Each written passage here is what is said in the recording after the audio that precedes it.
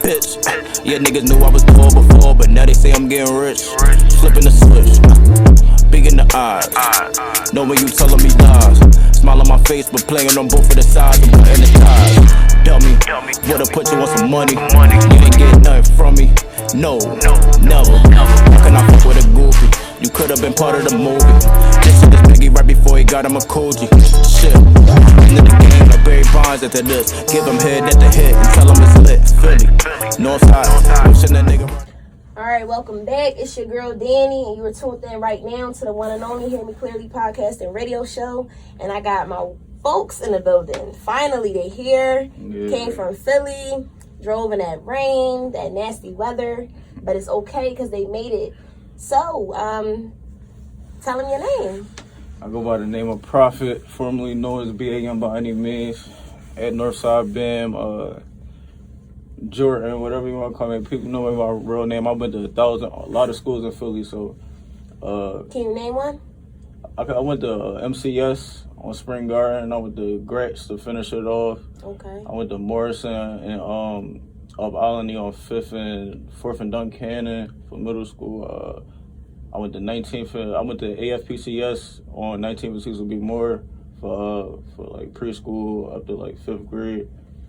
You know what I mean? That's like every part of the city, majority. So. Right. So you pretty much got your foot, or at least you had your foot in every door of the city or Philly anyway. Mm-hmm. It paid off for me a little bit too. Good. So tying into that, like how you feel like music is influential to just the youth overall and just being in school, because right now, if we being honest, we know it's a lot of killings and just senseless death happening in Philly, and a lot of them are our youth. Mm-hmm. And I know that they're influenced heavily by the music industry, especially rap today. So what's your opinion on that? Yeah, that saved me as far as my youth. Okay. School, just because I wanted to do sports at that time. So that kind of kept me in school till like maybe 10th, 11th grade. Then I started to ease out, able to leave out of school. And when it got to that point, that's when it started to get to that point, like you're saying, as far as your life is on the line. Because you're not in school, you're not focused on nothing. But that definitely, it had me already prepared. Because I was older, so I knew when not to be around, who to be around. Even in school, you knew not to be around. Or right. This crowd, I'm going to get caught, I'm going to get in trouble if I do this. Or I know when I want to chill in this class because I want to get this grade better, so I know who not to sit next to. Right. Like, it's just like that. So I was already ready with it as far as when I got into the streets, and I knew not to go around. Okay. And how do you feel like rap played a part into that? That's the second thing that saved me. Okay. As far as at 18, that was like, what you gonna do? And I chose that. And that's studio time. That's writing for hours, days, nights, cutting a lot of stuff off when everybody going out to the club party and you gotta stay in the house, you gotta write if you wanna work that hard, if you wanna put the work in that much. So, right. That's the other thing that saved me, because if I don't commit to it, it's gonna take me even longer. So, and I feel like I'm chasing after it, like I'm late, and I'm only 25, so I feel like it's definitely it's good to like find something to focus on so you can stay up from out of that. Exactly.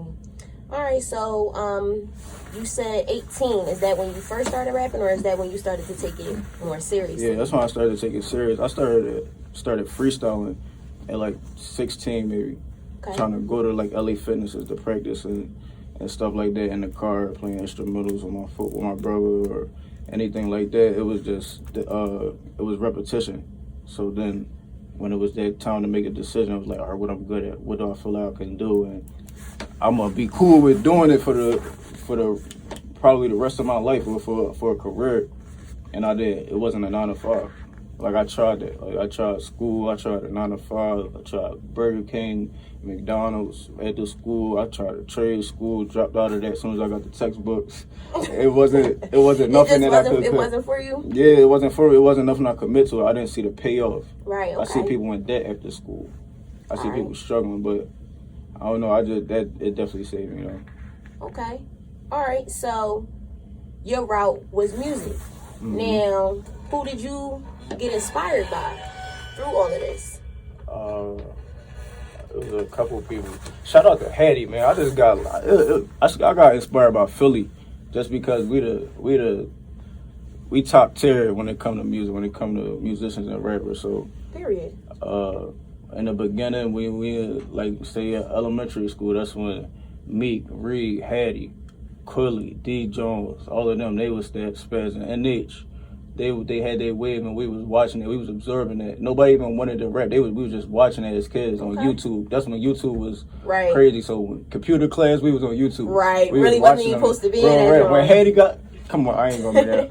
But shout out to them, like Quilly. Quilly showed me love at one point in time before I even started making music, and after we was in the same hole. And so at one time, like in 2018, before he came home, Hattie just showed me love on the gram, told me I need to keep pushing the lyricism. D Jones, we talking about features right now. These the people that motivate me, and I'm not even like known real crazy in the city yet. So once these are these stamps is like got me relaxed to the point where I already know they're gonna come as soon as I get that one joint. Like as soon as I get something, even if it's marketing, I just make them see me. I know that they're gonna catch on, like, who this, or dang, he crazy. Now I know they're gonna stay on it just because of that. Okay. But that's definitely the inspiration, like Philly artists. I ain't gonna name nobody else for real, because that's where it started at. All right. So I know you mentioned the lyricism. So what's your style of rap? Because I know I personally like it, but can you describe it for the people who are listening?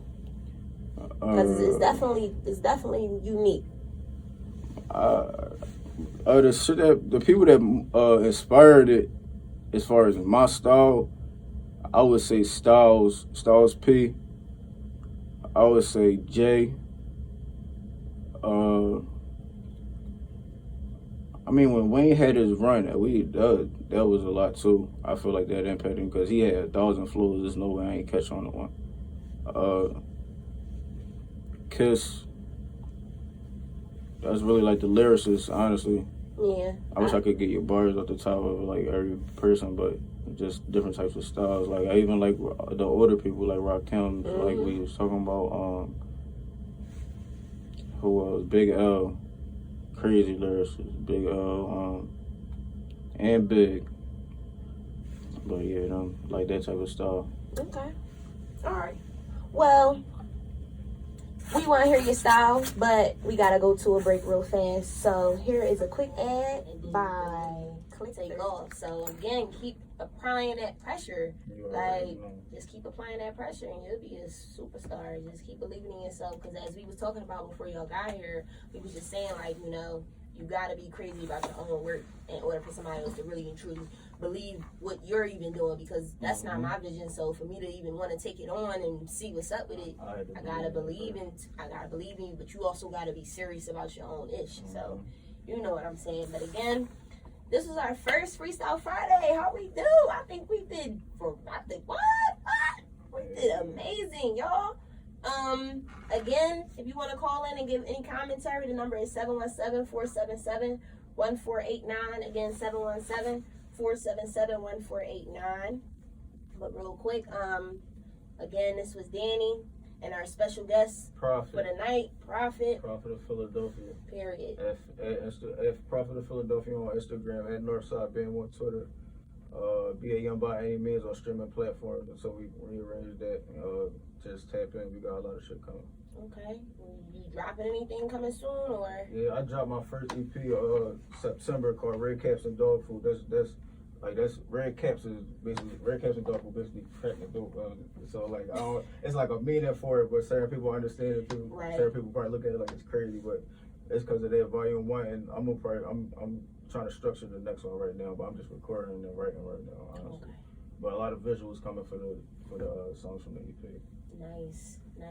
Well, my man Wise back here, I don't know if you noticed, but he hot. Yeah, he's sharp on the piano. I think I heard his name before, so he probably definitely, yeah. Yep. So thank you for joining us tonight.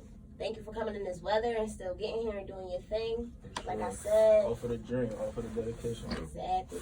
So yeah, we just gonna close it out with some music, and if y'all don't have nothing else to say for the night, we out. I'm about to go to Puerto Rico, so it's a wrap. Like flex. We out. It's spring break. Period. Like, we tired. I had a midterm this morning. It was open notes. Thank God, y'all, because I was tired. I was tired. Like, I did not feel like getting out of bed, but I was like, you know what? Even though I don't feel like it, still got to be dedicated and resilient. So let's go get this money. Let's go get this interview. Let's go get this freestyle. Now let's go get these flights. And I'll see y'all not next Friday, but in 2 Fridays from now. So again, thank you for tuning in to the one and only Hear Me Clearly podcast and radio show with your girl Danny and Wise and our special guest for the night, Prophet of Philly. We will see y'all in 2 weeks, period. Have a good night. From the trenches, they'll call me the GOAT. Your nigga